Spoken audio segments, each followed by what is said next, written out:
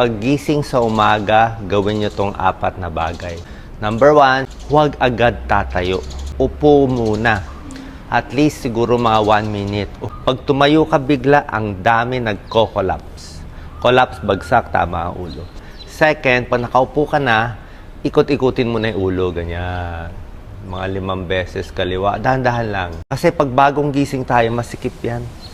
Sa mga lalaki, babae, kahit sa mga lalaki, mas gusto ko kung iihi kayo, kung pwede, upo na lang kayo sa inidoro. Okay?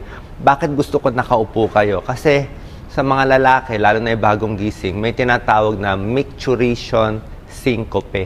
Ang ibig sabihin namin tong doktor, micturition, umiihi, syncope, nag-collapse. Pag nakatayo, umiihi, pwede mag-collapse. Pag gigising na kayo sa umaga, ang tip ko nga, dahil dehydrated kayo sa buong gabi, hindi ka uminom ng tubig. So, iinom tayo ng kalahating basong tubig.